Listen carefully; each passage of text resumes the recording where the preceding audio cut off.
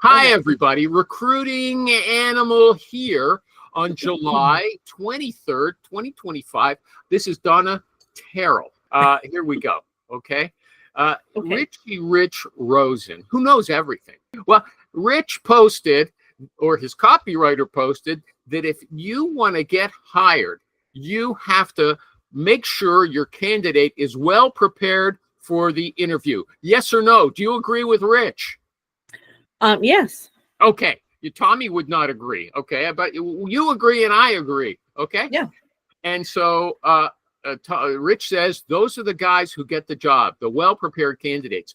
But Doug Wald, he's a guy who actually reads my postings. He said he just had a guy go out for 3 interviews. Okay. He prepared that candidate well. In the 3rd interview, are you looking? You're looking somewhere else. I'm also doing my day job, but go ahead. I'm listening. Well, you know what? Tell me if you don't want to listen. I don't have to. I'm listening. Okay, so you can look there. Just warn me. Okay, just warn me. You don't have to stick your nose in my face. Okay. So Doug prepared his candidate for the interview very well. Doug's a reputable, good, experienced recruiter. You can look up there now. You've reassured me. I don't feel my confidence is damaged by you looking elsewhere. Okay, go on with Doug.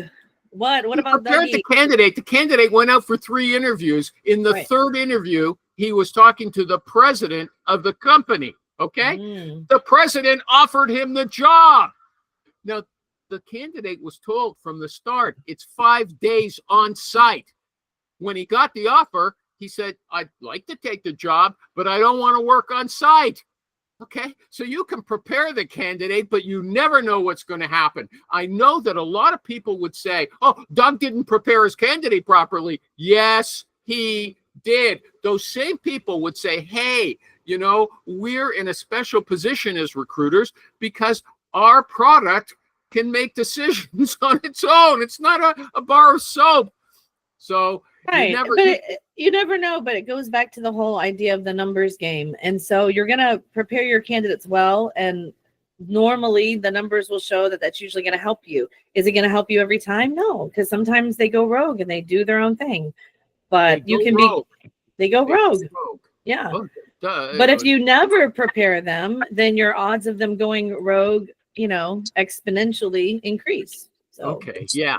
You know what, Donna, you added something to the conversation by using that term. They go rogue, and maybe they go commando too, right? I prefer not to know. Hey, look at Alan Flores here, and it's for the first time ever a completely different view. We're looking up his nose. Thank you, Alan, for the variety of your. Anytime, man. I'll mute myself. I'll blind myself here so you guys can't be that embarrassed. Okay. No, you don't have to blind yourself. It's nice to see you not look, when he's on. Wait, he blinds himself. That means he doesn't see us. So what are you trying to say, Alan? Turn my camera off, Donna. Don't turn your camera off, okay? That's David M. Mars. That's David M. Mars. We got enough with one guy up in heaven, okay? Although we might say you're not in heaven, even if we can't see you, Alan. Now, the thing is, I can't remember what I was going to say. Okay. We're talking about going rogue. Yeah, going rogue, going commando. I won't repeat the story so Alan can discuss it. I think we've covered that. But here's another one for Rich. I go through Rich's every one of Rich's articles now so I can critique them, but he rarely shows. Okay, so I can't throw them in his face. The first ones I told you by his copywriter were very witty. Now they're just sort of standard. But it doesn't matter for Rich. He says they get a lot of attention. Although the guy who does Digital Recruiter, I can't remember, Clark Wilcox, I think his name is. Yeah. He had a posting. He said, likes are not placements. Likes are not money. Oh, likes are not leads. Yeah, it was alliteration. I took English in university. It was alliteration. Likes are not leads. Don't you take English in university, okay? I'm stupid. I know the word alliteration. I learned it in high school, actually, though. Okay, likes are not leads.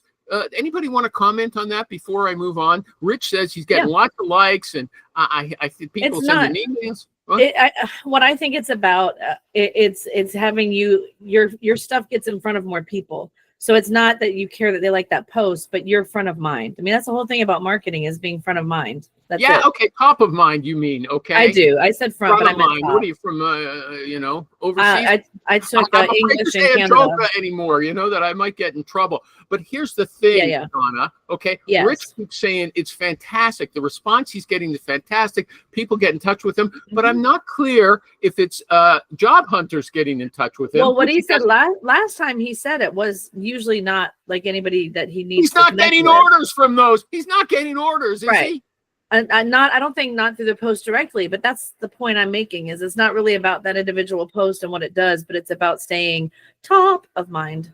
Okay, so and yeah, people. I believe too. If someone finally gets a need for a sales rep at a startup, they might think, hey, I got to talk to Richie Rich and see what's going on. They're just Okay, constantly seeing them pop up in their feed, yeah. But my impression is Rich was well known in his business anyway, and he had a lot of incoming. Yeah, activity. but you know what he's doing now, though.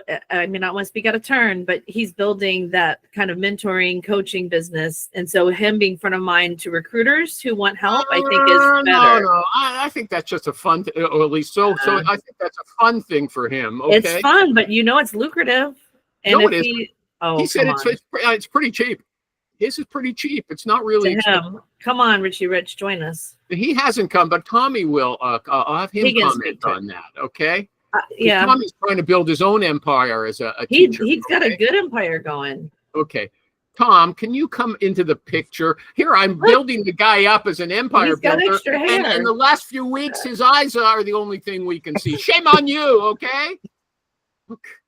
What's up, guys? Donna's claiming that Rich is putting all these postings up on LinkedIn so he can build up his teaching practice. I said that's just a fun sideline for him. There's no Besides money in being it front for of Rich. mind, that's the secondary thing. I talked Top about of mind, not front of but mind. I said front of mind, and then you corrected me to top of mind. I'm catching him up. Okay, So, Tommy. Your contention is Rosen's posts are to pump up his teaching. I think that's a secondary thing, but I think it's being top of mind with everybody. But I think it's not just with the clients let and me candidates, take but a I back think step. also Let me take a back step. with his coaching, because it also puts him in front of more recruiters. It puts him in front of everybody. Yeah, I mean, I think I agree. Yeah, definitely top of mind. He won't. We always talk about how you build your brand, right? And Recurring Animal, I think you've said this before, right? It's about building your brand, whatever you want your brand to be, right? So the first and foremost is top of mind. You want to be on the front of LinkedIn, right? You want people to click your videos. You want the algorithms to make sure that you are front and center if they're following you or their first degree connection, right? So absolutely, yes, you want to be top of mind. We all want to be top of mind.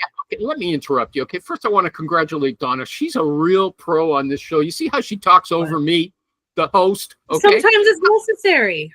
that's the way the show works. No, I just want people to see that's the way the show works. You can take control if you've got something really important like Donna had to say. Okay, Very important. Let me take a back step.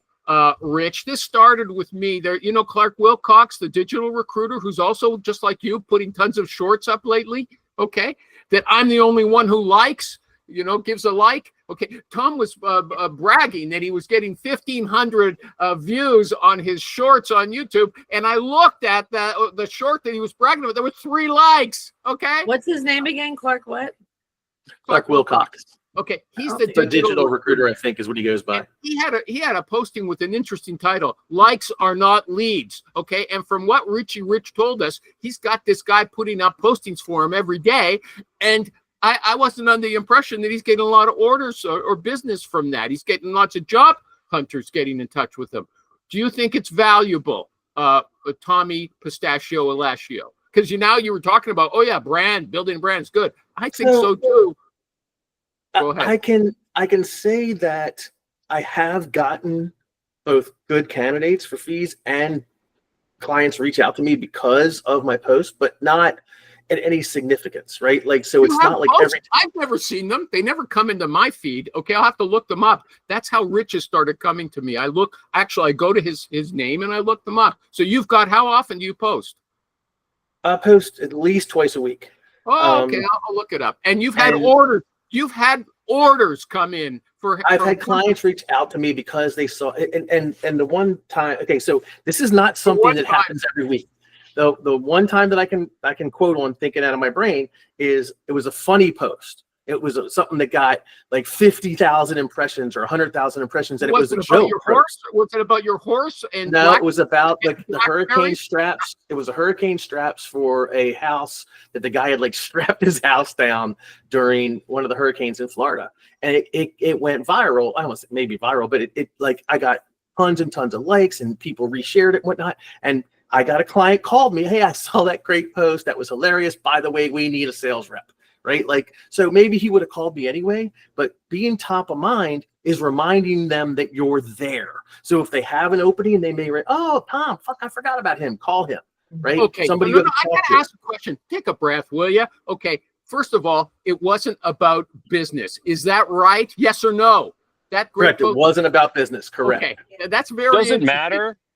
No, Yeah, it doesn't matter. Wait a second. And the second is, so you only got, of these 2 postings you're doing a week, you only got 1 actual business hot lead. Is that I right? can think about off the top of my head. Yes. That's And the only one. there's You several remember candidates Okay. that I got, but that one particular one, yes, I can think off the top of my head right now that resonated with me. Yeah. Okay. Did someone else say, hey, I saw your post? Maybe. Again, I don't track it. Maybe I should track it better, but I don't. Remember what Clark said, likes are not leads. Okay. Alan Florida. Yeah, and I don't care about likes. I just want to make sure that I'm top of mind. I want to make sure that my YouTube, Jesus fuck, man, my LinkedIn is top of mind. I want to make sure that I am following what, if you look at the LinkedIn best practices, I want to follow that. Like my profile is optimized for that, right? My posts are optimized for that. I want to make sure people know who I am. I want to be popular. I want to be the popular girl in school, right? That's the whole point. If more people see your stuff, it will resonate with them. Remember, likes are not leads. You can be as I popular as hell. understand that. Nobody's going to Animal, give whoa, you whoa, a whoa, whoa, whoa, animal. okay? Whoa, animal. Stop. Okay. Likes are not leads. What god, what guru, what self-proclaimed BSer are you quoting off this one? Are you quoting somebody that's doing it? Tommy's doing it. Rich is doing it. He's a recruiting Clark Wilcox, influencer who's never recruiter. recruited. You know, if I tell you, Animal, if I tell you right now, you know what, Animal? I can teach you how to dance ballroom. You know, I've got all these posts. I can teach you how to. I can't teach anybody to do ballroom, but I'll have a lot of people believing me. Likes aren't orders. That's true, but it's top of mind. It's keeping in front of people. It's being relevant. It's being not necessarily an expert or a guru or a thought leader, but it's like, hey, oh, Tommy posted. I like Tommy. Tommy puts up some good stuff. Thank you. It is Rich, just, right? I you steal. talk to somebody on the phone and they go into your LinkedIn profile and see you're a real person who does real things and not just a robot. And Animal, look, let me give Tommy and Rich and that whole group some props here. 2 weeks ago, I've been panicking for so long getting on LinkedIn like they did. You know what I did? I posted a couple videos on LinkedIn. You know what it got me? Did it get me leads to business? No, but you know what it got me? It got me 2 candidates. It got me referrals to people. You know what? It let me re-engage with people in my network that might be able to help me. And it was a good reason to re-engage. Yeah. And talking about the kind of post, I put one up yesterday where I had a silly picture of me back when I was teaching middle school and I'm dressed up like a mad scientist and whatever. And I've gotten so much response. Like it's crazy. I couldn't stop getting responses in my inbox yesterday. And it's candidate side. They're not all viable. But it's just, you never know what's going to hit with people. Like they saw that and they liked it. I mean, and actually, yeah. And Donna, let me ask you this question. So you do a video post, okay? And Animal's like, that's all likes. That's not going to be any leads and blah, blah, blah. And you talk to one or the 2 of those people and goes, hey, Donna, da. Yeah, I'm doing okay. But you know what? I was talking with this guy named Joe and they're really looking for 2 people to do this. It's in your neck of the woods and they're frustrated with all the recruiters out there. I think you've got the respect and the knowledge. You might be good for them. You want me to introduce you? And you hit on something good too. And one of you all said that before. You don't actually even have to know a lot to make people think that you do. And the more you post and the more you put out there, I mean, I'm finding like I actually on Tommy's advice, I changed my little headline and it says expert recruiter now, and they believe it. you know. Like, I've got you know? I've got Tommy and all the other ones and Rich and the Pinnacle guys. I've got all of their headlines and they're about us. I'm borrowing all of it and reinventing Dude, my I'll own wheel. optimize your profile for you. I'm building a website and a web app where people can optimize their LinkedIn profile based on LinkedIn best practices and SEO words. So I'll optimize your profile for you. Okay. Are you offering? Okay, so the one I Yeah. did that one to 30 days you'll be unrecognizable, and one of the things was capture someone, cut their face off, and sew it to yours. Right, that got 10,000 impressions, and people are still sharing that and laughing about it. Yeah. Will that bring me business? I have no idea, but it keeps me top of mind. Let me bring everybody back down to earth, okay? No. Yes, give me a break. I gotta get in here, okay? Animal, when was the last time you did a search and placed a person for a You fee? wait a second. You wait a second. Oh, Tommy said he got one lead from his postings. One. And Rich said he hasn't got any. Okay. He's got job hunters getting in touch. Hey, Animal, Okay. you know, I love Rich to death. I really do. And I respect him to pieces. But Tommy, hold on. But work with me here, Tommy. If I were Rich and if I were getting a good amount of business leads from my postings, would I share it with the world or would I just share it with my best buddies and not on the Animal Show? No offense, Animal, love you to death. But do you think if I do not share. There's stuff that I do not share with anyone that makes me a lot of money, and I will never tell anyone, because if I tell people, then it'll get out. Everyone will start doing it. If everyone starts doing it, it's not special anymore, and then it doesn't work. Right. Okay. Rich is different. He opens the kimono. Okay. You can believe that. You can believe that. Okay. I got something important to say first. Doesn't Donna look different today with her hair parted like that? Like her name is my hair is or something. Okay. You look very nice, but she came here originally with very attractive bangs. Okay. We're going to discuss the bangs, and that doesn't mean plural of what you're thinking. We're going to discuss them. Here's the problem. I didn't say it was a problem. I'm just going to say, look, it's a problem for me. I even bought scissors. Do you know how often I have to cut it? Like, it's constant. I think you look great. Okay. I think you look great. I like the bangs, but I don't like the upkeep. Okay. But also, Alan looks radically different from his usual appearance. I think he was working out or something. Is there a I just got done. Is there some transformation you want to tell us about, or is that to be for a future reference? Okay. No, not a problem. I work out, and I broke my shoulder about 2 months ago. What I'm talking about. I'm recovering. You're looking like a ghost in front of some fake background. Now you're out in the public park or somewhere working. He's in the wild. Recruiters in the wild. I'm in a beautiful area near where I grew up called San Marino, California. And there's some beautiful parks to work out in. Okay, I won't press. That's all he wants to tell us. That's fine with me. I rode my bike for 30 minutes today. Yeah. Animal, I'm here because I love the Animal Show. So I didn't go where I'm going to look like a yellow pasty ghost and That's be late. How you always look. It's never bothered you before. I can't be tan like Tommy. I know what his secret is, but I'm jealous. Okay. I'm Italian. You got me there. He's got an Italian name from 100 years ago. Okay, now he's. Yeah, I'm Olive Garden Italian. Thank you very much. Okay. Hear about this, Rich. As I was telling Donna, Rich posts every day. I take down the notes so I can attack him on the basis of his postings. He never shows up at the right time. Okay, but here's something else he said. Stupid companies try to lowball good candidates. He says watching a company knowingly underpay or try to underpay salespeople is like watching your dog eat chocolate. You know it's going to end up bad. What happens when a dog eats chocolate? You can kill it. Usually you're talking about dark chocolate. Milk chocolate can be bad, but dark chocolate's really bad. Okay. But anyway, okay. So he says lots of companies try to lowball. They want top of the line. They lowball good people, and you pay peanuts, you get monkeys. But lots of recruiters say they never see companies try to lowball. Is that a common thing that you guys see, Donna? I've seen companies Oh, sorry. Go ahead, Donna. No, you go ahead, Tommy. I don't want her to tell anything bad about her own company. She's got to stay in there. Okay. Tom, go ahead. So I've seen companies absolutely do it, right? That won't listen to you and will do it. And then you've got to try and salvage the deal, right? And then I have clients who are very, very like, this is what we're going to pay. I don't care what the guy's making. This is what we pay. Right. So it's just a matter of knowing how your client makes offers. And sometimes you don't know that. Sometimes a brand new client you may have, you think everything is going well. They give you a great job order. Great. They're interviewing. And then it comes time for offer time. And they're like, you know what? I think we can get them for 50. Right. And then you're like, no, you're trying to talk them out of it. There's nothing you can fucking do. So basically what you do is you let them make an offer. The guy turns it down and then you go, see, I told you. Right. Like and we talk about this all the time. Nothing is black and white. Some clients lowball, some don't work with the ones that lowball or try to teach them not to.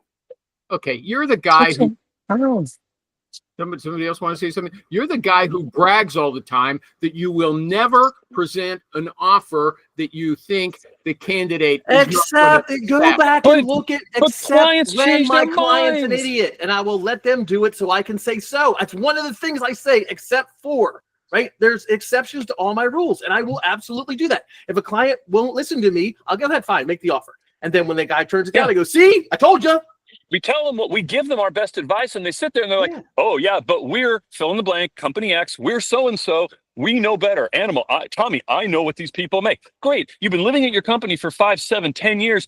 You don't talk to a ton of people. I know the market, and now it's like, oh, everybody's based out at 150, and you're sitting there going, "Oh, I think we can get it for 130." Go ahead, make the offer, and when he goes someplace else, I don't want to hear it.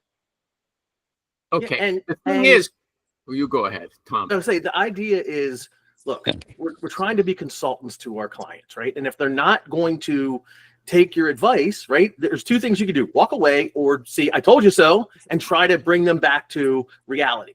Those are the only two options. And, sometimes you have to walk away.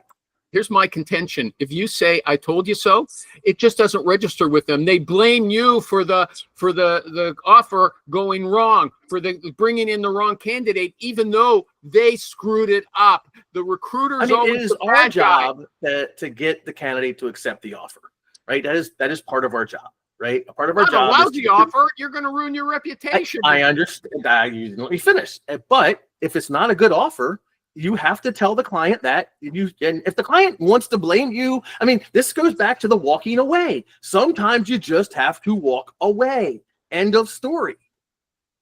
Okay. It just, nothing works every time. I see this a million fucking times. My rebuttals don't work every time. My nevers of recruiting don't work every time. My overcoming objections don't work. Nothing works every time, Animal. I don't know how to tell you. Okay, but listen to this. When you say, look, Billy, you're going to offer him 50. He's told us already he needs 80 to accept, okay? And the guy disappears. How do you tell Billy you're not searching for anybody else for him? How do you do that? Bill, unfortunately, you don't understand how this works. I can't work with you anymore unless you're going to take my advice as the expert recruiter. We can't work together anymore. It's that simple. It is. What's so simple about that? You want to buy a house in Beverly Hills that costs $4 million, and you're telling me you want to pay $3 million. What are my choices? I can't work with you anymore. We can't find you a house in Beverly Hills for $3 million. End of story. Done. If I happen to stumble across a house in Beverly Hills for $3 million, I'll give you a call. No, you're not, Tommy, because what you're going to do is you're going to buy that house and flip it to them at $4 million. And that's the other thing too. Like we talk about the fee things, right? And I'll do one of my shorts on this, but when a client's like, well, you only want to pay 18%, he's like, what do you think you're getting? If you got another recruiter working on it for 18%, what kind of candidates do you think you're getting? Because you know what? He probably charges 25% or 30% too. So any candidate he has that's worth 25 or 30 to another client, he's going to send them there, and the leftovers are going to go to you. That's what you're getting. You're getting the leftovers. You're getting the people that no one would hire for 25% instead of the good quality candidates that are out there. I can overcome all these. That's the thing. They don't work every time, but you got to talk to these clients as an advisor and not as a transactional recruiter. End of story. Donna, you want in on this? Yeah, that's what's hard about being internal. You don't have to switch anything about your company. I wouldn't want you to get. No. What I was just gonna say, but you can't turn down a search. Yeah, so, she has to work on it. Yeah. And then I know all the reasons why. Why the offers are what they are. So I don't know. It gives me good insight, but it's difficult. Well, Donna, go ahead. I want to ask her a question. Donna, do you have an ATS or do you use a spreadsheet to track? No, hold on. Do you use a spreadsheet to track Okay, can I make a suggestion? Seriously. No, no, you can't. I mean, you can, but it won't change anything about my life. Go ahead. Okay. I kept No, I make a kept a suggestion. spreadsheet. We've got an audience, supposedly, theoretically. A an audience. theoretical audience. I kept a spreadsheet. I still keep it. Spreadsheet Yeah. for many years. And when they said, "Hey, we need a project manager and we want to pay X," and I'd say, "That's not where we're at." Say, "Here's what everybody's saying. Here's what the market is saying. Oh, Here's yeah. what we've hired people at." And then and over time, they were like, "Well, we want to pay this. Fine. You want to pay that? You're going to get what you pay for. Well, we need an A player. We need this. Okay, here you go. Here's what they're making out there. Here are the Yeah. people I've spoken with." Oh, No, we have all those discussions, and we do the Oh, market okay. research. We do all that stuff. And yes, I've got a horrible ATS, and I have spreadsheets. Yeah. But okay. there are other factors. Mhm. There just are. I'll give you one example of things that can happen, and that you might not know as an external recruiter if you're working with an agency. We have one where it's not the company I'm with right now, but somebody nearby, and their biggest client, they don't charge them enough. So they're not getting enough revenue, and now they can't be competitive with salaries. And it was okay at one time when they were hiring all within their local Yeah. market, but now that Mhm. they're hiring remote people, it doesn't work. But they can't change the revenue that they're getting without risking the relationship with a client. So, No, I get that. but I mean, but like sometimes those are the situations you're dealing with, and they're not trying to lowball somebody. Okay. They let only me- have this let me much cost. interrupt you, Donna. Both Steve Levy and Amy Miller told us that sometimes they'll run into problems with a hiring manager where the hiring manager is doing something foolish and blames the recruiter. And what they do as internal recruiters, they arrange a meeting with that hiring manager's boss, and they drag him or her into that meeting and get the VP to put them in their place. Right? I I mean- just want everyone to know that's what a tough internal recruiter does. Okay. Yeah, but that's also big corporations. I mean, like I've been at a small business, we've had like now with the acquisition, there's more people overall, but we have like 70 employees. So it's just different. It's different. Okay. Also, you may bring in the big guns there, Animal, and the big guns might woof out and just say, well, it's Bob's decision. We can't hire unless Bob approves it, and it's Bob's budget. So, well, I guess you got to go with Bob and figure it out. Well, and ours is the other way around. Is that the budget comes from the top, so they're the ultimate ones and I show them the numbers. We show them all the time. This is what people are wanting to pay. This is what the candidates are asking for. These are the other offers they're getting. And then they just have to work it out financially. I think with sales it's a little bit different because ultimately, hopefully they're the ones that are bringing you in more money. So you definitely don't want to. Well, according to Rich, that's where Yeah. this started. Yeah. These startups, they really need strong foundational Yeah. people to go out and get things going, and they don't want to pay. I've heard them say it time Yeah. after time. Okay. Now, let me go back to something else about interview, it's worth arguing for that, I think. interview prep. Okay. Tommy, are you up? Are you awake? Yeah. Okay. He nods his head on a I'm your up, I'm show. awake. Nods his head. Okay. Nobody can see it. Okay. This is something else that someone said. My candidate researched the hiring manager on social media. And we're often telling people, look up all the people you're going to be interviewed by, know something about their background. But what this guy did, he mentioned her kids by name and the number of pets she had in the interview. It came across as too stalking, and it turned her off. Okay. And creepy. this is a job for $200,000. Okay. So the recruiter said, this is a candidate with no social sensitivity. Something's missing from that candidate. Would you guys agree? I don't think so, really. What did the candidate say to the employer? I don't know the exact words, but it might have been, hey, you've got a lovely family. I see that your little kid, Johnny, just turned 6 and Betty's 4. And That might have been too far. I would have told the candidate should have went to their LinkedIn and be like, hey, I see that you have a degree from Iowa State. You played track and field. That's fantastic. I also played track and field. Maybe we can run together. And that's fine. Whatever. I wouldn't go to Facebook. I would definitely, and wouldn't mention family, wouldn't mention friends, wouldn't mention vacations. I would only tell them to go. So yes, the candidate's an idiot. really, I don't think so. I think, I do. well, Absolutely. Their personal life is none of your fucking business, right? Like, maybe I'm an idiot. Okay. Yeah. I feel like a creepy stalker, especially as it's a creepy woman. stalker thing. That's an absolutely creepy stalker thing. Yeah. It was like the time I went to Chick-fil-A. I never post where I go anymore because this guy I knew ran into me, and I was like, "Oh, funny meeting you here." And he was like, "Well, I saw you were here on Facebook, so I thought I might catch you." And I was like, "Ah!" And that's when I learned to never put my location. Okay. Like, it's creepy. It's creepy. Okay. Okay. So you can't say, "Hey, I think you're a good dad. I see you take your kids to all these different places." What does that matter for your job interview anyway? Why would you be bringing You're that always up? talking about building rapport, and you show what No, you're. I can see you're a good dad. That's so weird. Doesn't that seem weird to you on any level? Well, Don't okay. you think?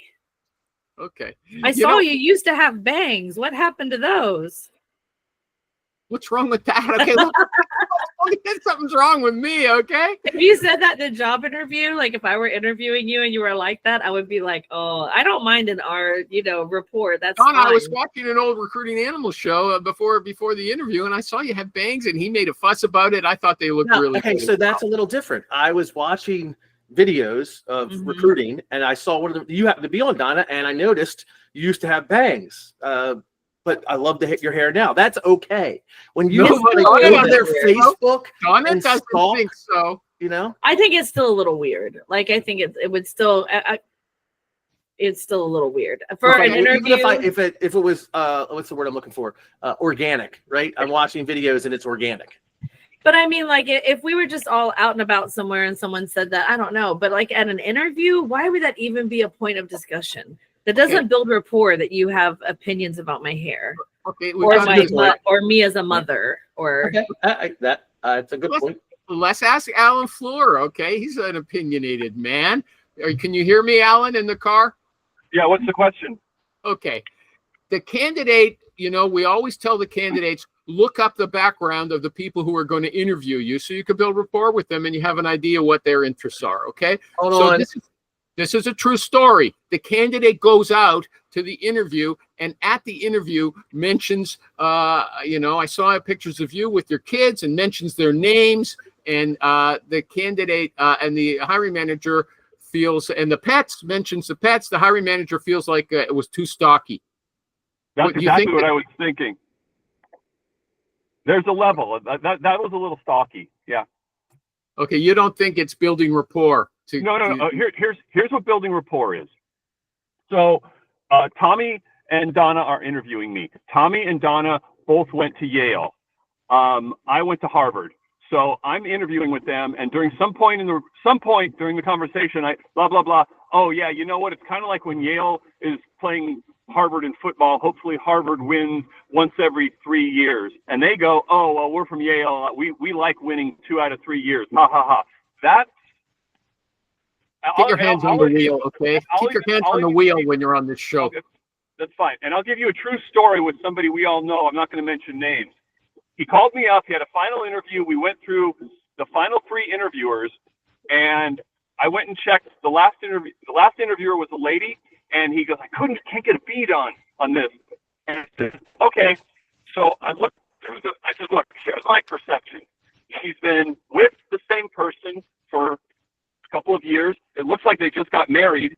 They are in the South. I would think traditionally she's probably being bothered. When are you going to give me some grandchildren from her parents?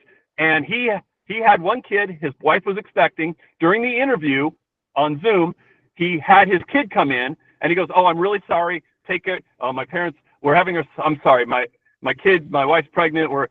I'm finally getting my parents off my back." He said that, and the lady is like, "Oh my God, my parents are bugging me too," and blah, blah, blah. They went off on that tangent. He got the job. Okay, but I don't know what the lesson is there. It was being subtle and not stocky. Okay, Donna, are you with Alan on that? That was okay. The way it was introduced made a difference. Okay. Yeah, it's all right. No, Yeah. that's a no. That's a no. No, it's all right. It's all right. But you never know, right? I think the risk is when you bring up anything personal, you don't know how it's going to be received. So there are instances where it'll be fine, and there are instances where it won't be. So that's my hesitation. You don't really know. That candidate hit the jackpot on that one, right? Yeah. Okay. Here's something I liked from Rich's copywriter. Rich was saying that the logo name crowd, okay, isn't built for uncertainty. He was saying that if you've got a startup, don't hire somebody from a big company where business is pretty much assured and there's lots of administrative support. But instead of saying the big brands, he called them logo name crowd. So I just thought that was kind of witty. He said, startups come with chaos, okay? And they need people who are used to chaos, not people from the logo name crowd. I like that. Logo name crowd. Logo name crowd. Okay. Here's something else. Somebody said the most successful people don't care about money. They just want interesting projects. I think that's nonsense. Does anybody want to comment? Sometimes. I mean, money is important, There's all right? kinds. But it's not the only thing, right? So you could say, yes, projects are fantastic and all that stuff, but you still need money to pay your bills. You still need money. The money makes everything go around. So it's Tom, let me shorten it for you. The money's always important, okay? I don't care how good the not project is. not always, because I asked this question. Money aside, is this a good opportunity? If it wasn't the money, and I also say it doesn't matter how much money they would pay you. Would you go work for this company, right? Like, yes. How I'm often not do they fucking. say I don't care yes? how much somebody pays me. I'm not going to be working on an oil rig. It ain't going to How happen. How often do you get a yes? I don't care how much they pay me, you know? What you're Never, trying to you never get a yes. You what never you're get a trying yes. to determine is what drives them, and that's okay. It's Let me ask- okay to Is ask those everybody questions. else with me that that's a foolish question? Money Well, always counts. No, well, money counts, but if you're talking about Donna hiring somebody, I'll counter your argument. So the person is going to get a raise, but Donna's going to be able to get him more money, but all of a sudden his health insurance is going to cost more. That's a benefit. That's not what we're talking about. Tom asked, listen, if the money was not, what did you say? If the money was not great, would you still Money be aside, Money aside. Yeah. is this the opportunity you want? Money aside, You had a follow-up to that. You had a follow-up that was different, okay? regardless of what they pay you. Yeah. You wouldn't work for this company, would you? What? Regardless of how much the offer is, you wouldn't. It's take not a the good offer, would you? opportunity. Yeah. Even if Yeah. they pay you $1 million. Even if they doubled your salary, would you still consider? You're not would you interested. consider- when I'm trying to Oh, get okay. why If they the won't take the person had job. said, look, Tom, I'm not interested in this job, okay? It's, the projects don't interest me. So then you come back and say, what if they offered you twice as much? Would you consider it? Is that what you're saying? Yeah. I want to get down to what's the core issue? Is it the money or is it the job? Right. That's the Okay. important thing, because both things have to align. I don't care how much money you pay me. I'm not going to work on an oil rig. Okay. Well, And I those would two take half questions as much are money always- as I'm making right now if I could sit on the beach and sell beads. Okay, yeah, I think they're both ridiculous questions. Okay, money aside, look, I don't care what they pay me. I'm going to take this No, job. You'll never I get like that. the money aside question. Especially That's especially all if the I haven't shared the salary band yet. You know, like before we talk money, does it sound interesting? You know, money aside, is this something that you are interested in that you want to pursue? And I like it. Yeah, but his follow up was, I don't care. You know, you don't care what they pay you. Would you take this job? Nobody's going to answer yes. I don't care what they pay me. Okay. That's not what I said.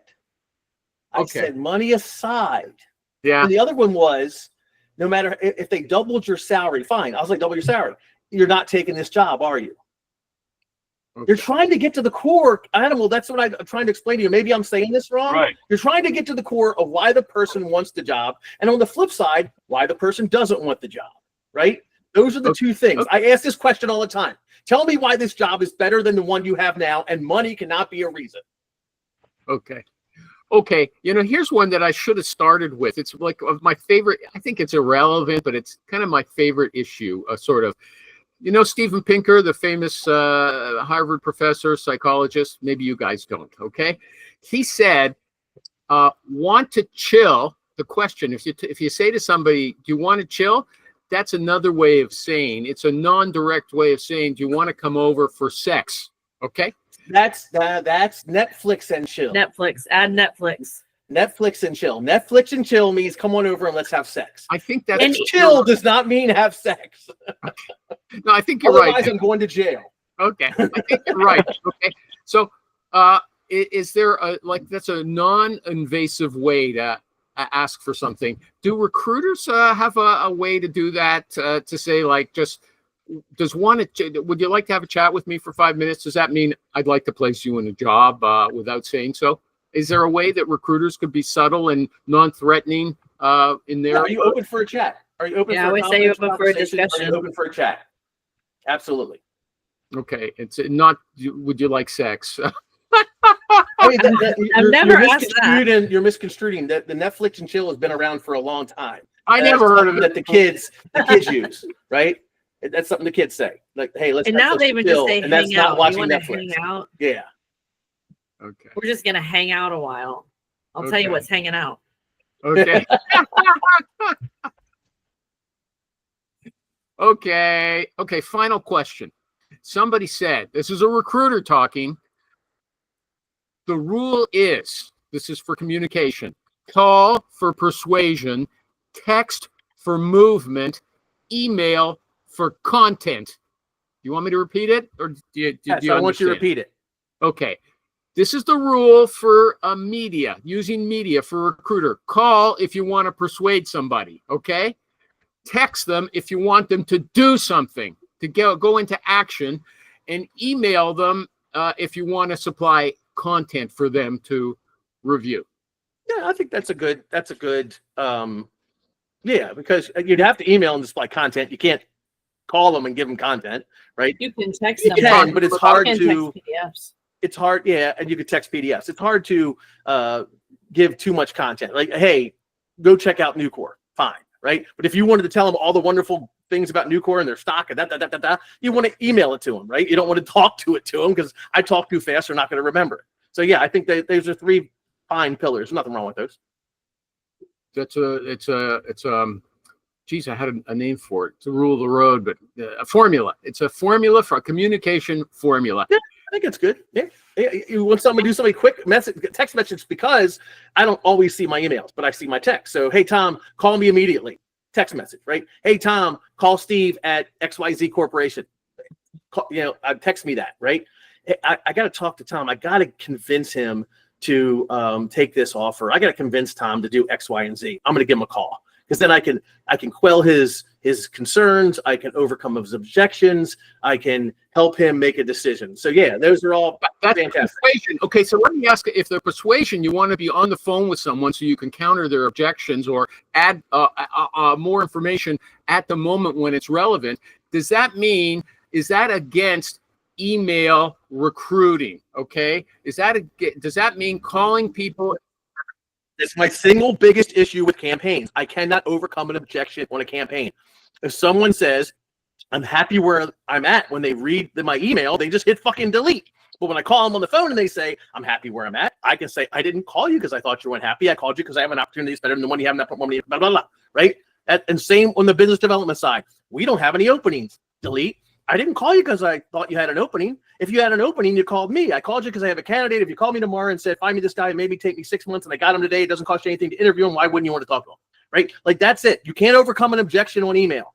Okay, but Tommy, my brain hasn't completely deteriorated yet. I remember you telling us that you were moving towards blasting 300 emails out using some technology you found on AppSumo. Okay, just like Rich does. I have Rich said that I have transitioned to a hybrid model where I have no problem sending out emails to, right? Like, because oftentimes there are some searches that I work on that there's no overcoming the objection of, I can't relocate because I'm divorced and I have kids, or I am not that type of person. I'm not an outgoing engineer. So sometimes I'll put together an email blast to say, hey, if you're an outgoing engineer whose home is where they put their hat and doesn't care about where they live and is open to rural areas, I have a great opportunity. Call me if you're interested. And I'll blast that to a bunch of engineers, because I don't have time to call 700 engineers and then ask, by the way, before I start, can you relocate?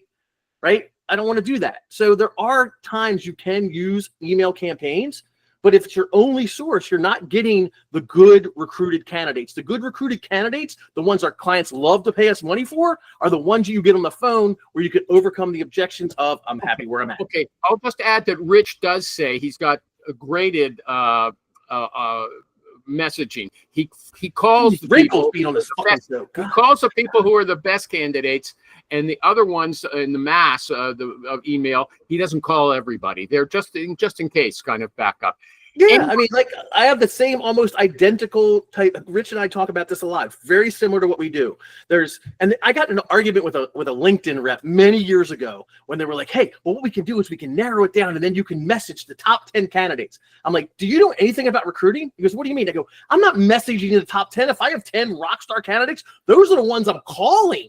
Why would I want to message them? What are you talking about?